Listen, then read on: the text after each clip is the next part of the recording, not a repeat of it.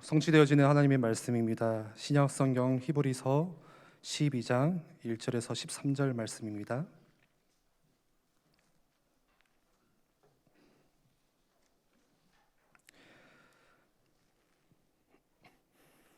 히브리서 12장 1절에서 13절 말씀 제가 봉독합니다.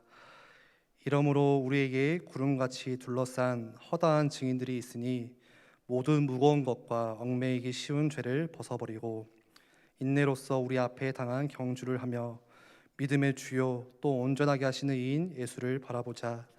그는 그 앞에 있는 기쁨을 위하여 십자가를 참으사 부끄러움을 개의치 아니하시더니 하나님 보좌 우편에 앉으셨느니라.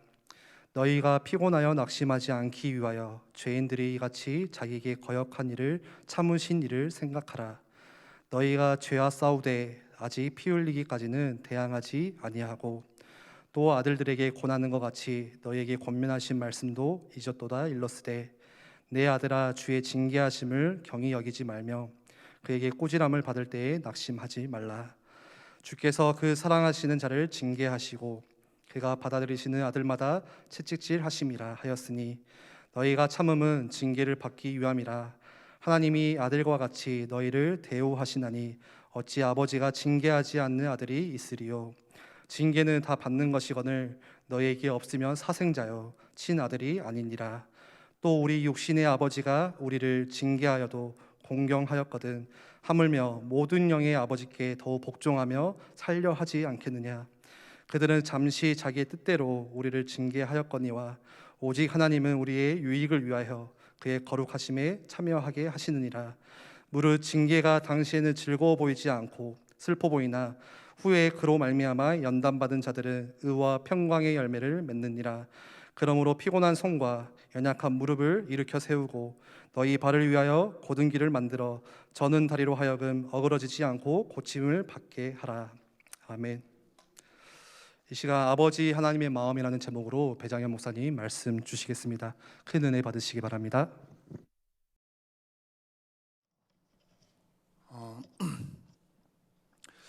제가 초등학교 조금 저학년이었을 때 원종수 권사님이라는 분이 이렇게 쓰신 간증했던 책 너는 내 것이라라는 책이 되게 유행을 했었어요. 그 책의 내용이 사실 굉장히 많은 은혜되는 내용들도 있고 그런데 제 머릿속에 기억나는 건 딱 하나밖에 없어요. 그게 혹시 아시는 성도님들은 아실지 모르겠지만 그 원종수 권사님이라는 분이 이렇게 기도하면서 계속 막 이렇게 40일 새벽 기도하고 막 이렇게 하다가 하나님 앞에 지혜를 구했는데 어느 순간 하나님이 그 지혜를 주셔서 책을 읽으면 그게 그냥 책이 이렇게 딱 그 사진기처럼 머릿속에 다 들어오는 거죠. 그래서 이렇게 막 이렇게 흔들면 책 페이지도 막 넘어가고 시험 보는데 그 시험 보려고 딱 앉았는데 머릿속에서 그 국사 교과서 막 이렇게 넘어가고 몇 페이지에 몇째 줄 그게 그렇게 보일 만큼 그래서 뭐 410등 막 그렇게 500명 중에 400 몇 등 하시던 분이 갑자기 막 전교 5등을 하고 서울대 의대를 가고 뭐 수석 졸업을 하고 미국에 이제 암 전문의로 막 이렇게 하시는 그런 그분의 간증하는 그게 굉장히 이렇게 제가 초등학교 2, 3학년 때 굉장히 인기를 많이 얻었던 것 같아요. 그게 저한테 얼마나 크게 다가왔냐면 공부하지 않아도 되겠다라는 확신이 제 마음속에 온 거죠. 나도 기도하면 하나님 그렇게 해주실 거야.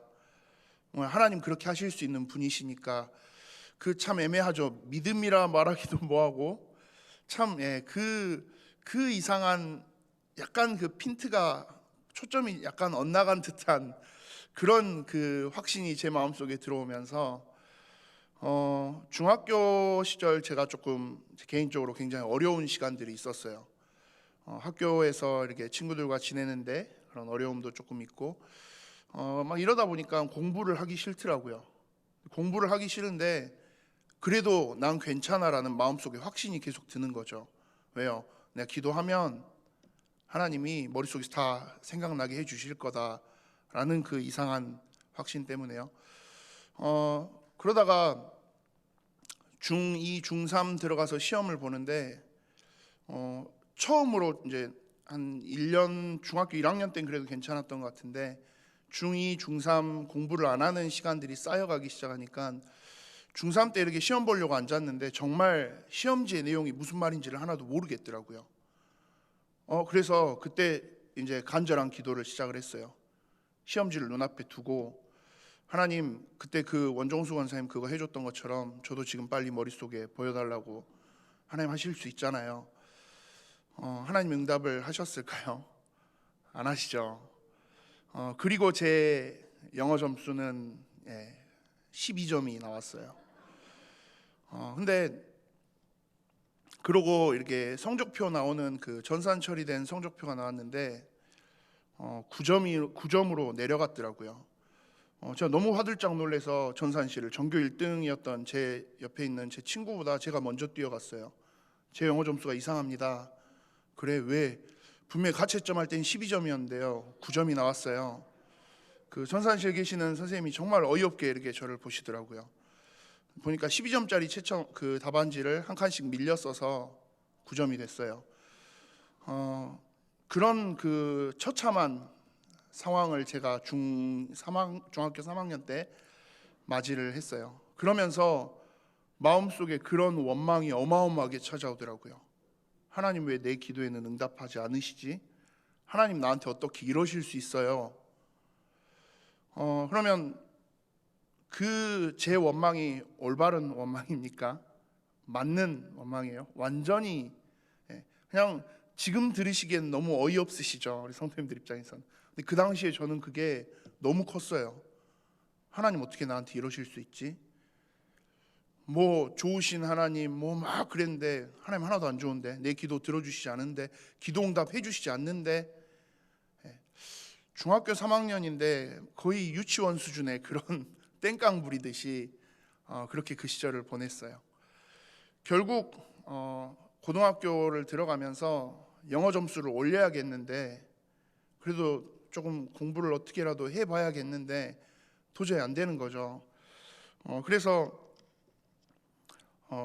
학원을 이제 제 인생에 처음으로 가게 됐어요. 근데 그 학원이 조금 뭐라 하죠? 흔히 말하는 스파르타식으로 이렇게 무자비하게 가르치는 학원이었어요. 영어 단어 100개를 주고 30분 뒤에 영어 시험, 단어 시험을 치더라고요. 영어 단어 100개를 30분 안에 어떻게 외웁니까? 외울 수가 없죠. 그래서 뭐 그냥 그러려니 하고 이렇게 몇 개 했는데 90개 가량을 틀렸어요.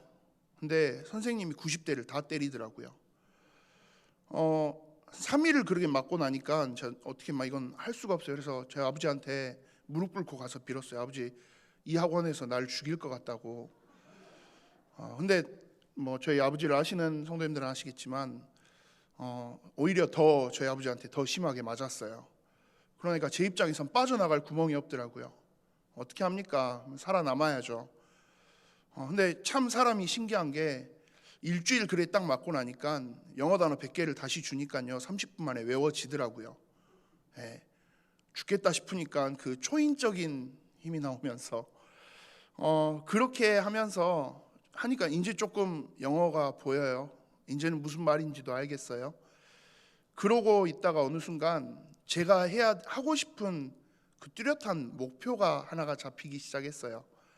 그 당시에 제가 나 국사 선생님이 되고 싶다라는 그 꿈을 가지면서, 그 전까지는 그냥 뭐 이러나 저러나 노는 게 좋은 시절이었는데, 교사라는 제가 하고 싶었던 그 당시에 그 희망이 딱 뚜렷하게 생기고 나니까 제 인생에 처음으로 스스로 제가 앉아서 공부하기 시작했어요.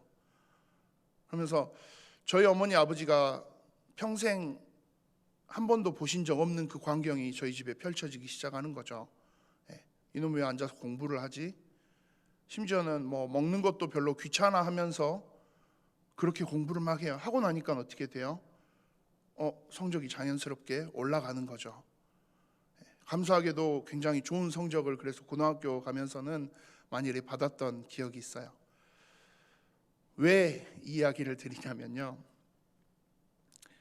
우리가 신앙생활 하는데 약간 착각하는 것 중에 하나가, 우리가 흔히 빠지기 쉬운 함정 중에 하나가 그건 것 같아요.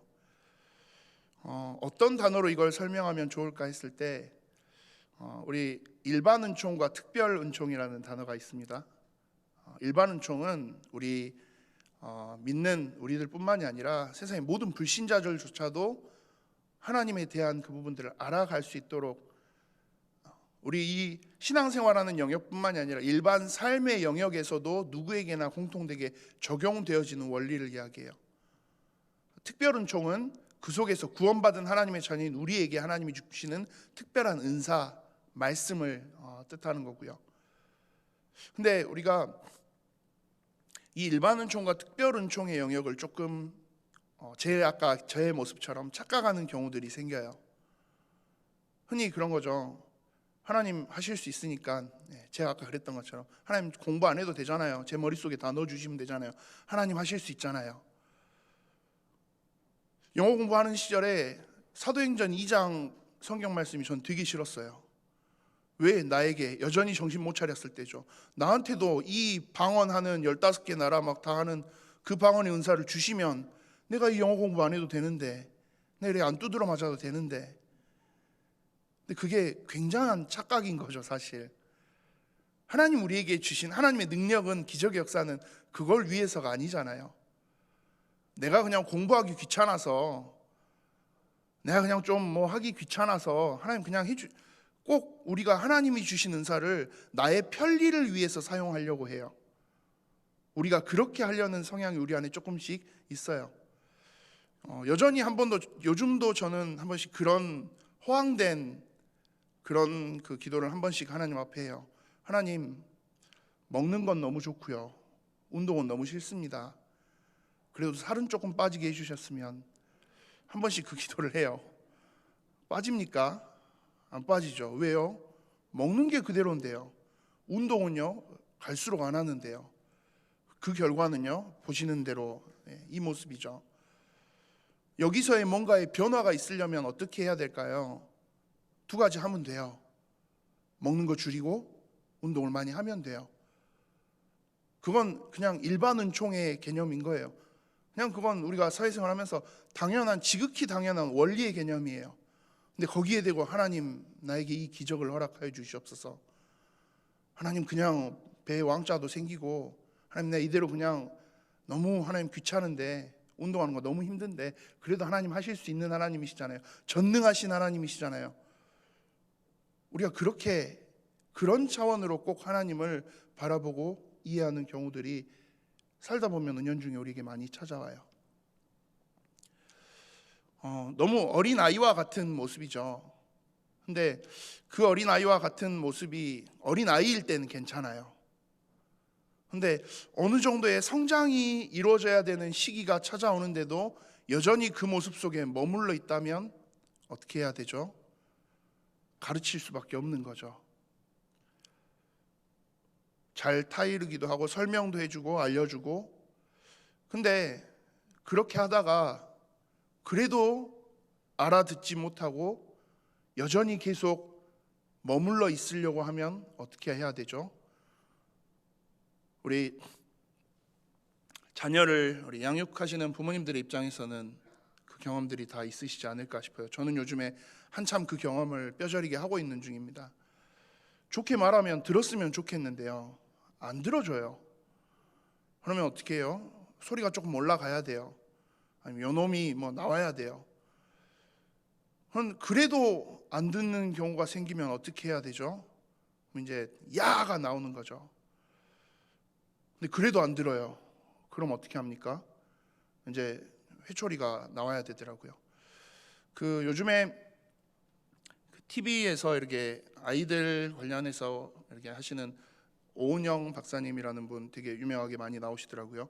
저는 그분 보면서 진짜 신기해요. 어떻게 저럴 수 있지? 그 모든 걸 다 맞춰주고 뭐 이해해주고 하래요. 저 그걸 보면서 나도 그렇게 해야지 하는데, 근데 안 되는 건 안 되더라고요. 이번 주에 저희 집에 한 차례 그런 사건이 있었어요. 이제 교회를 가고 뭐 이거 하고 좀 바쁘고 이래 빨리 해야 되는데 저희 아들이 안 나가겠다고 버티더라고요. 빨리 이제 밖에 추우니까 옷도 입고 이렇게 하고 빨리빨리 하자. 저희는 막 시간이 급하고 해서 이러고 있는데 끝까지 버텨요. 그래서 야, 너 말 했더니 갑자기 아, 내가 알아서 한다고. 너무 당황했어요. 제가 너무 당황해서 순간 뭐 이러고 있는데 엄마가 이제 뭐라 하니까 갑자기 엄마에게 진짜 딱 눈을 부릅뜨고 대드는 그 자세를 취하더라고요. 순간 제가 그 이성의 끈을 살짝 놓고 이제 이렇게 좀 혼내게 됐어요. 이제 발바닥도 맞고 막 이래 하고 나니까 이제 막 펑펑 울면서 저를 봐요. 저를 보는 눈빛이 근데 어때요? 네가 어떻게 나한테 이럴 수 있냐? 그리고 내가 지금은 이거 아프니까 무서우니까 내가 어쩔 수 없이 하긴 하는데 수긍하지는 않아요. 너 앞으로 또 이렇게 할 거야 안 할 거야? 안 할 거예요. 근데 눈빛은 살아 있어요. 절대 마음에 우러나서 아, 내가 이렇게 해야 되겠구나 하지 않아요. 왜 그렇습니까? 뭐 어쩔 수 없죠. 아이니까요. 근데 예를 들어서 나중에 중학생, 고등학생, 대학생이 됐는데도 여전히 그런다라고 하면요. 뭐냐면요. 길이 차가 다니고 위험한 길이니까 조심히 다녀야 돼. 밖에가 추우니까 너 감기 걸릴 수 있으니까 옷 똑바로 입어야 돼. 근데 그런 위험성에 대한 사태의 심각성을 아직 인지하지 못하는 거죠. 그러다 보니까 그래요. 근데 반대로 그 사태에 대한 심각성을 이해하는 나이가 되면 사실 자연스럽게 그때는 굳이 체벌을 하지 않아도, 훈계를 하지 않아도 따라올 거예요. 아이들의 입장에서 아이가 자라나면 자연스럽게 이루어질 거예요.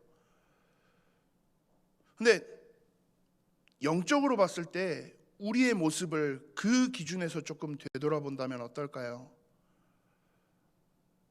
오늘 히브리서 12장 1절부터 13절까지를 제가 함께 읽었는데요. 징계하시는 하나님에 대한 이야기예요. 하나님이 우리를 징계하시고 축변해서 혼낸다 이거예요. 하나님이 치신다 이거예요. 사랑의 하나님이, 좋으신 하나님이 어떻게 이러실 수 있습니까? 라고 우리가 이야기할 수 있어요.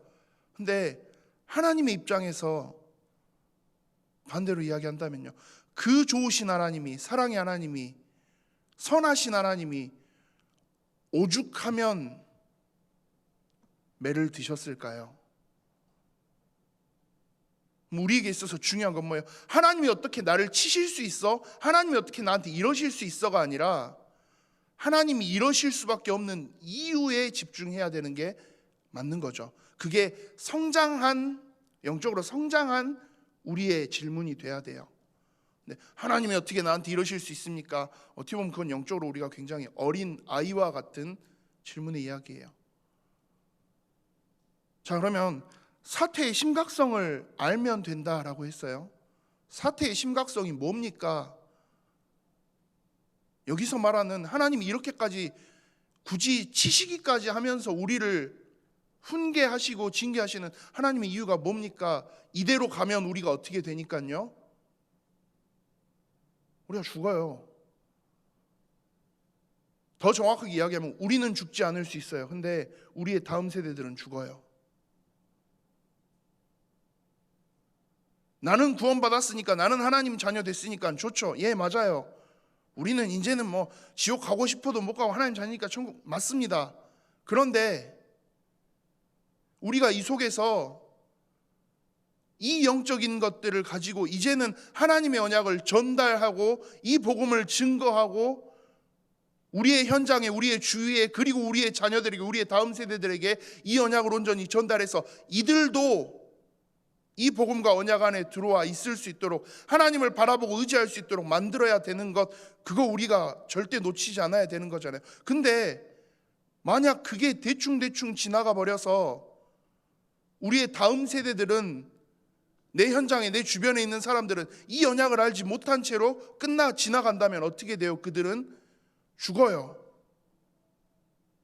더 정확하게는 멸망의 자리로 가요. 영원한 지옥의 형벌 가운데 있어야 돼요. 우리가 이거 그냥 가볍게 생각하면 내 자녀가 혹은 내 손주가 내 주변에 나와 관계하고 있는 내가 알고 있는 사람들이 그 자리에 가게 돼요. 근데 우리가 자꾸 어때요? 다른 것들을 바라봐요. 다른 거에 너무 많이 우리의 관심과 정신을 빼앗겨 버려요. 그래서 진짜 하나님이 우리를 통해서 하시고자 하는 가장 중요한 목적, 그걸 우리가 놓친 채로 다른 거 이야기하고 있는 거죠. 계속 하나님 공부 안 하고도 시험 잘 보게 해주세요. 하나님 운동 안 하고도 살 빠지게 해주세요. 하나님 그냥 나 조금 더 편안하게 안정되게 잘 먹고 잘 살게 해주세요.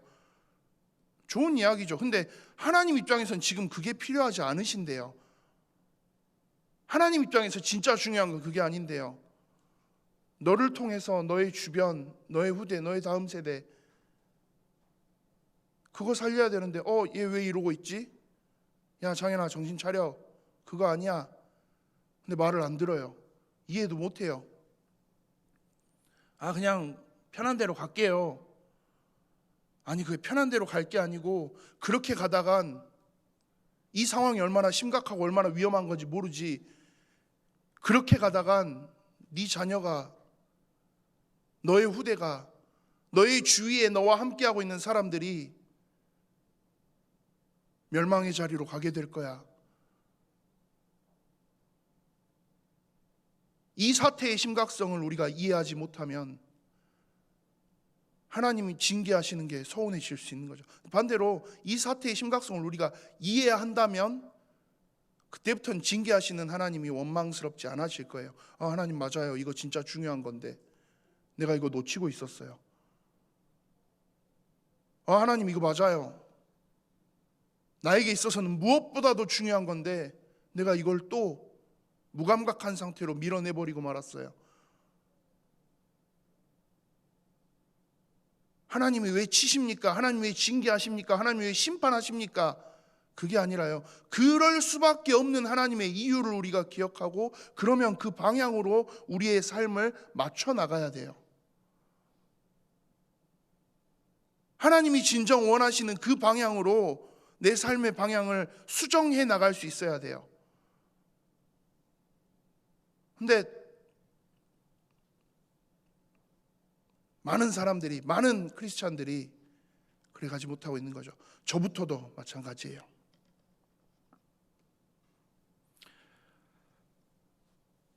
그러면 한편으론 그럴 수도 있겠죠. 이 언약을 전달한다라는 것, 내 현장의 복음을 증거하고 우리의 다음 세대에게 이 언약 전달하는 것 진짜 중요한 거잖아요. 근데 또 한편으로 보면요, 이게 참 쉽지 않은 일입니다. 그냥 알아서 잘 되겠지라고 손 놓고 있으면 정말 나중에 땅을 치고 후회해야 되는 상황이 찾아올 만큼 사실 언약을 전달한다라는 것 쉽지 않은 이야기예요. 저는 제 아이들이 태어나면서, 저희 큰애 진혁이가 태어나면서 제 개인적으로 조금 제 마음속에 새겨두고 있는 성경 구절 하나가 사무엘상 8장 1절부터 2절입니다. 사무엘이 나이가 들었어요. 그런데 성경이 이야기해요. 사무엘의 아들들이 사무엘과 같이 행하지 않았대요. 저는 그 말씀을 묵상하는데 이게 너무 충격적이더라고요. 왜요? 사무엘이 누굽니까? 사무엘이 어린 시절 성전에서 자라면서 이 언약 전달 제대로 되지 않는 것으로 인하여서 얼마나 처참한 결과가 오는지를 누구보다도 정확하게 봤던 사람이잖아요. 엘리의 아들 홈니와 비느하스가 어떤 죄악을 저질러 왔고 어떻게 하나님 앞에서 무감각하게 살아왔고 그 결과 어떤 일이 일어났는지를 누구보다도 처절하게 알았던 사람이 사무엘이잖아요. 근데 그 사무엘이 다윗에게 언약 전달하는 건 성공했는데요, 성경이 말하고 있는 건 사무엘이 자기 자녀들은, 자기 아들들에게는 이게 뭔가 원활하지 않았다라고 해석이 되더라고요. 그게 뭐 잘했다 잘못했다 그 이야기가 아니라요. 자녀에게 언약 전달, 정말 선명하게 이 언약 전달한다라는 것, 반대로 이야기하면 정말 쉽지 않은 이야기라는 거예요. 정말 어려운 이야기라는 거예요. 내 힘과 내 열정, 내 노력, 내 성질, 그걸로 절대 되어지지 않는다라는 이야기예요.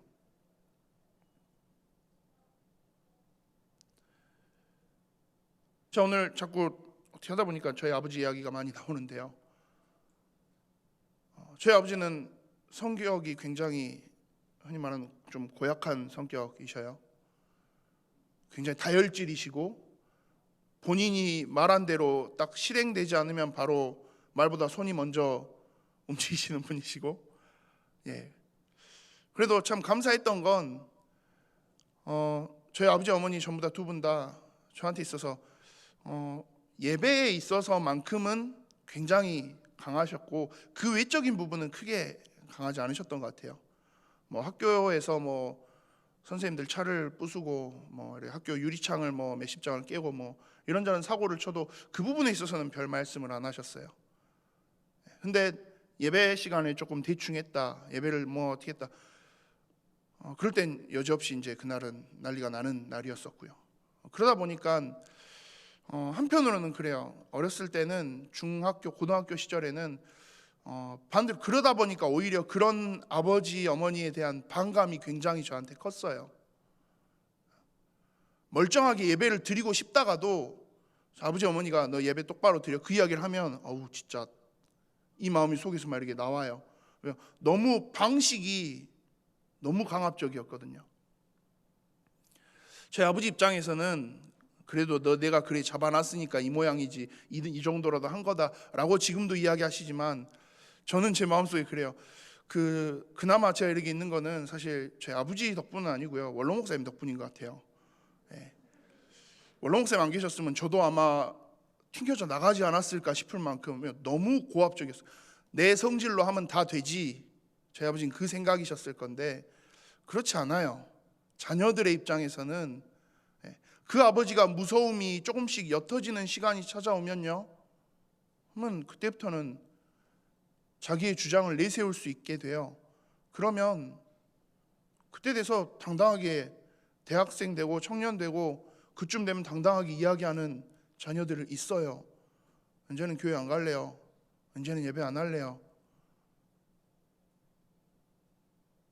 그 상황들이 그런 상황들을 마주할 때 우리가 느끼는 감정이죠. 이거 진짜 쉽지 않은 거구나.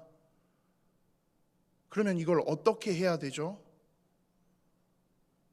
그냥 하나님이 하실 거야, 그러고 그냥 두면 되는 걸까요? 절대 아니라는 거죠.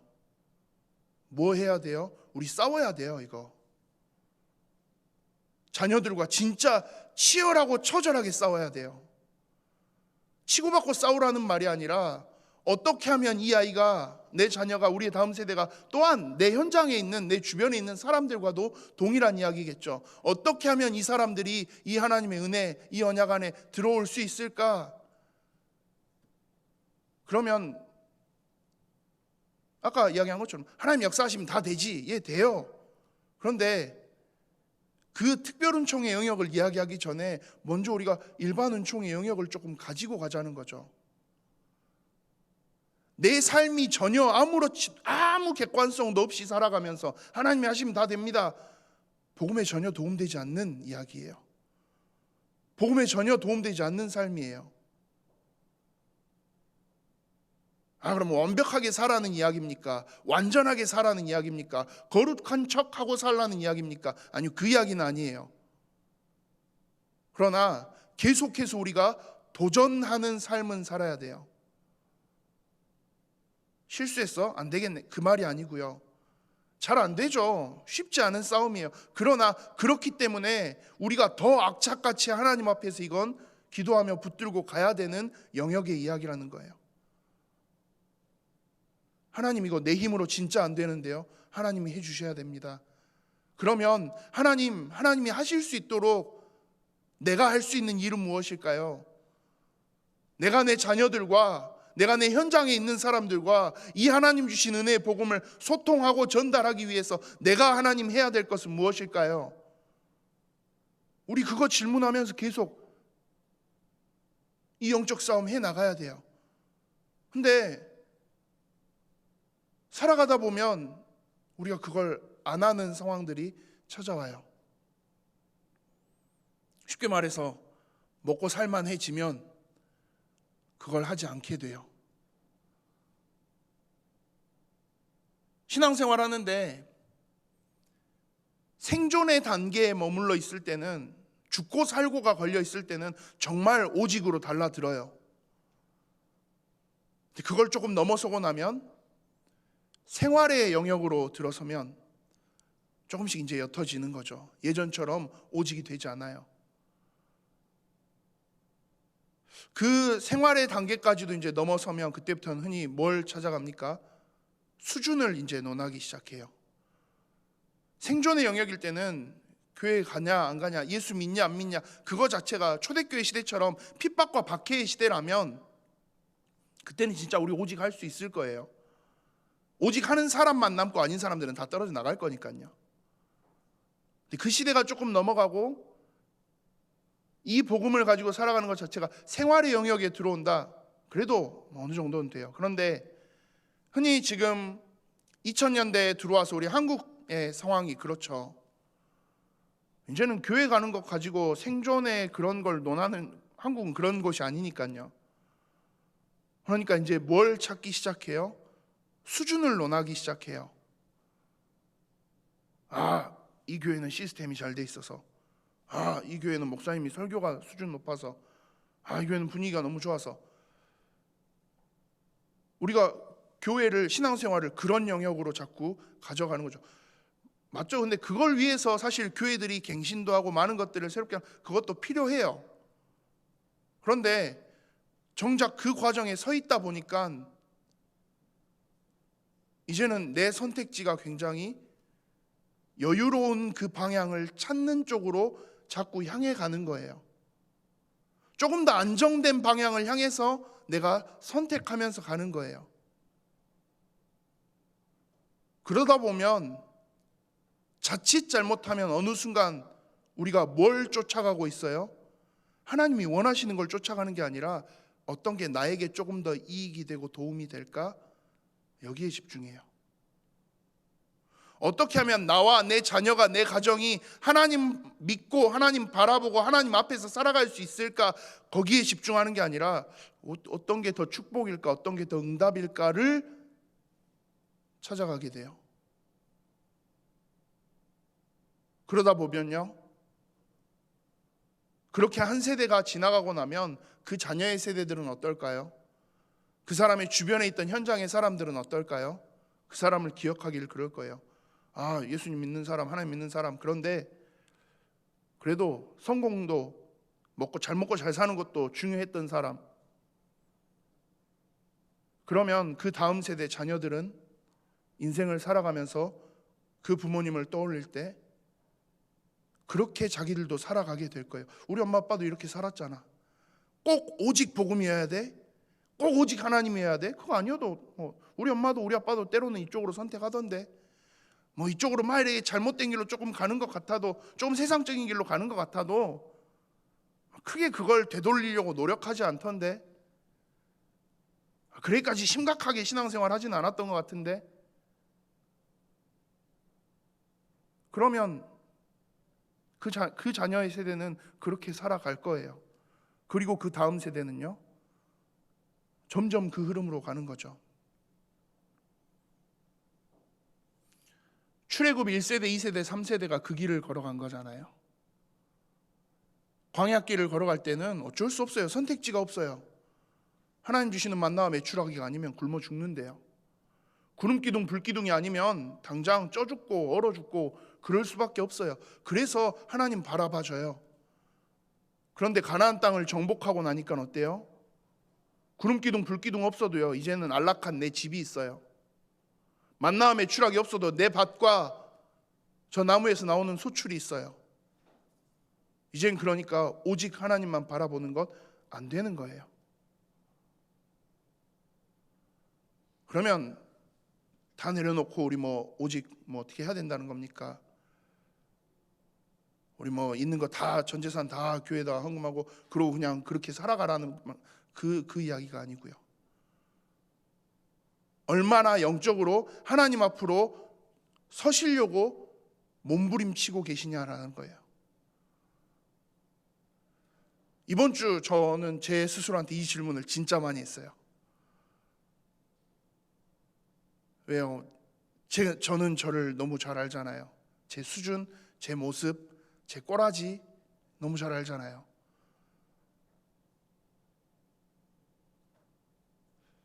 내 아버지이신, 내 영적인 아버지이신 나의 하나님이, 그 하나님, 나를 바라보시는 그 하나님의 마음이 어떠실까? 과연 그 하나님의 마음의 기준으로 봤을 때 나는 지금 과연 나를 보고 계시는 그 내 아버지 하나님의 마음은 어떠실까? 그러니까 너무 좀 무거워지더라고요. 잘한다 못한다의 개념이 아니라 내가 그만큼 하나님을 향해서 간절하게 나아가고 있나 지금? 나 그만큼 하나님 주신 그 언약 붙잡고 기도하며 하나님 앞에 매달리면서 그렇게 가고 있나?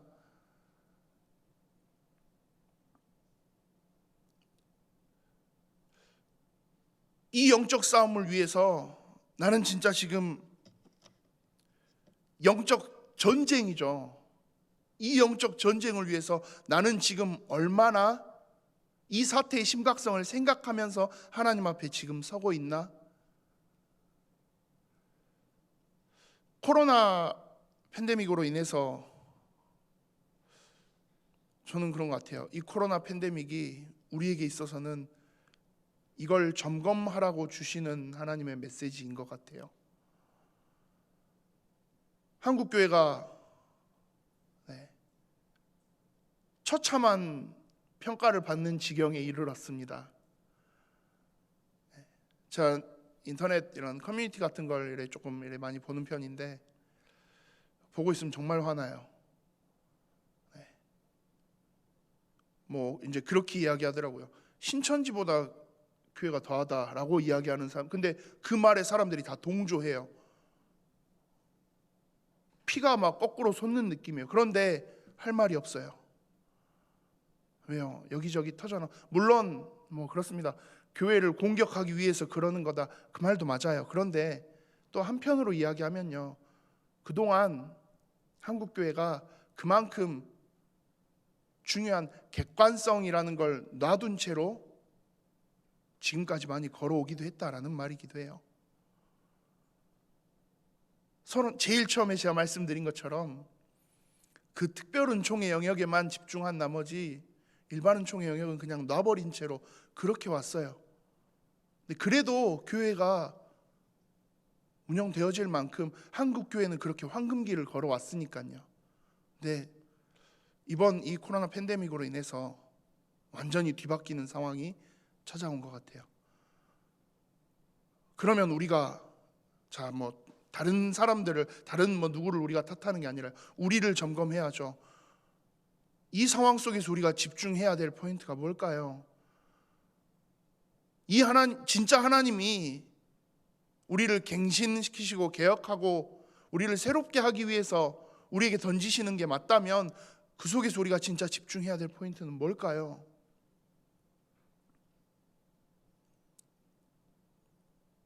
다시 하나님 앞으로 우리 가야 되는 거예요.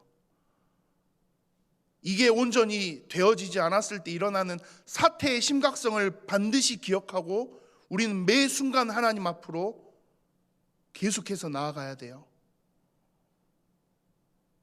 예전에는 내가 그랬는데 그건 예전의 이야기잖아요. 지금이 중요한데요.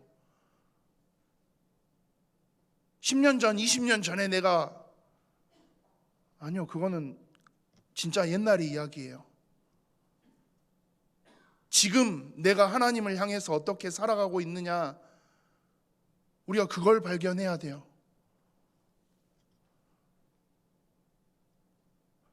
원로 목사님 중심으로 해서 우리 광주대교회 시절 뜨겁게 기도했던 우리 예일교회 맞죠? 근데 지금은요? 박성림 목사님과 함께 예일교회 함께하는 지금 우리는요?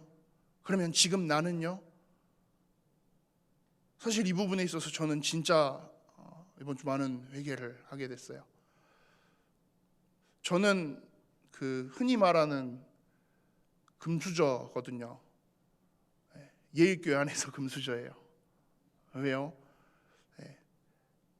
저희 아버지 어머니 덕분에 제가 참 많은, 정말 많은 은혜와 축복과 예쁨을 받고 이 예일교회에서 있어요. 제가 특별히 막 뭘 잘하는 것도 아닌데 이성현 주목이 맨날 저한테 그러거든요. 배장이 뭐 안 해도 배장이는 칭찬받고 자기는 칭찬 안 해준다고. 왜요? 근데 그게 제가 잘해서가 아니고요. 저도 알아요, 그거. 저희 아버지 어머니 덕분이라는 거. 근데 여기서 진짜 위험한 건요, 우리 어머니 아버지 덕분에 내가 이만큼 누리고 사네, 나는 그럼 대충 해도 되겠네. 그러면 제 인생은 끝나는 거죠. 저한테는 아무 희망이 없는 거죠. 아니요, 제 목표가 있다면요, 저는 배승일, 강동엽 저희 아버지 어머니보다 제가 더 기도하는 사람으로 서야 돼요. 제가 더 언약 선명하고 이 복음 확실하게 누리고 있는 사람으로 서야 돼요. 그래야 저희 집에 희망이 있는 거잖아요. 우리 예일교회도 마찬가지예요. 우리 원로 목사님, 우리 담임 목사님, 우리 두 분 목사님들보다 더 선명하고 확실한 언약의 사람, 복음의 사람이 우리 렘넌트들 가운데서 나와야 돼요. 그래야 예일교회에 희망이 있는 거잖아요. 그걸 위해서 우리가 그러면 뭘 해야 되냐는 거죠. 우리 진짜 많은 걸 점검하면서 함께 기도해야 돼요.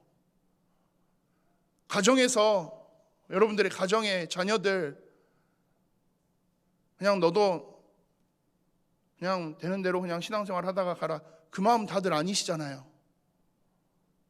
나보다 하나님, 내 자녀는 훨씬 더 하나님 주시는 축복 속에서 살아가도록 해주시옵소서, 다들 그 마음이시잖아요. 그러면 우리 이거 영적으로 진짜 많이 싸워야 돼요. 그냥 그래 좋은 게 좋은 거지, 아니요, 절대. 영적인 건 절대 그렇게 이루어지지 않아요.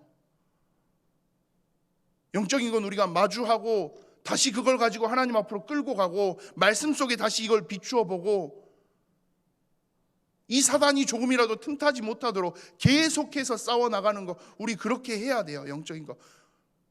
심지어 그게 다른 것도 아니고 우리의 다음 세대 자녀들을 위해서라면요.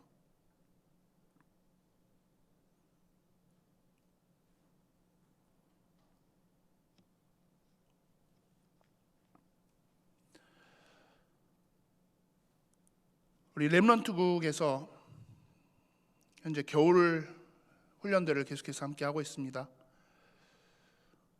우리 중고등부 예 렘넌트 스쿨 통해서 또 우리 초등부 겨울 성경학교, 유년부도 이제 내일부터 겨울 성경학교를 시작을 하고요. 대학부 청년부도 함께 중요한 훈련들을 해왔습니다. 또 내일부터 한 주간은 우리 렘넌트국 주간으로 정교인 새벽기도회를 시작을 합니다. 근데 그 타이틀을 꼭 기억하셔야 돼요. 렘넌트국 주간 정교인 새벽기도입니다. 렘넌트들만 새벽기도 나오라는 말 아닙니다. 왜 이렇게 할까요? 그냥 지나갈 수도 있는데요. 코로나기도 하고 뭐 이래저래 복잡한 것도 많고 하는데 비대면으로 말하면서 이렇게까지 막 하려고 하는 이유가 뭘까요? 이것 때문에요. 이거 영적인 싸움이니까요. 영적인 전쟁이니까요. 우리가 지금 조금 대충 했다가 우리의 다음 세대들이 너무나도 처절한 처참한 그 현실에, 영적 현실에 마주하도록 두고 싶지 않으니까요. 그렇게 되면 안 되니까요. 우리 뭐 해야 되죠?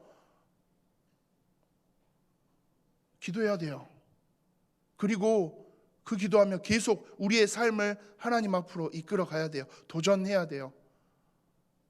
완벽하게 하세요, 그 말이 아니에요. 완벽하게 못해도 돼요. 대신에 그 누구보다도 빠르게 하나님 말씀 앞 붙잡고 하나님 앞으로 나아가세요. 우리한테는 그게 필요해요. 완벽한 부모, 완전한 부모가 되십시오. 아니요, 자녀들은 그러면 숨 막혀요. 때론 실수할 수 있어요. 때론 넘어질 수도 있어요. 인본주의도 쓸 수 있어요. 그러나 그 상황들이 왔을 때 얼마나 빠르게 하나님 말씀 붙잡고 하나님 앞으로 나아가느냐, 다시 하나님 앞으로 서느냐, 기도하며 엎드리느냐, 자녀들은 그걸 봐요. 우리 엄마는 완벽한 엄마였어. 좋은 엄마 아니에요. 우리 엄마는 실수도 많고 넘어지는 것도 많고 정말 부족했어. 그런데 그럴 때마다 항상 여지없이 하나님 말씀 앞에 섰어. 여지없이 하나님 앞에 엎드려서 기도하는 엄마였어. 예, 우리한테는 그게 필요해요. 코로나 팬데믹의 상황으로 비대면, 대면 왔다 갔다 하고, 예, 다시 이제 저희가 현장 예배 할 수 있는 이 시간표가 왔습니다. 정말 간절히 바라는 기도 제목 하나는요, 우리 예일교회 모든 성도님들이 영적으로 이건 조금 도전해 보셨으면 해요. 다 무시하고 방역수칙이고 뭐고 다 무시하고 무조건 예배하러 나오십시오, 그 이야기가 아니에요. 방역수칙 당연히 이건 정말 우리 교회 공동체를 지키기 위해서라도 정말 저희가 철저하게 조심스럽게 해야 되는 부분이에요.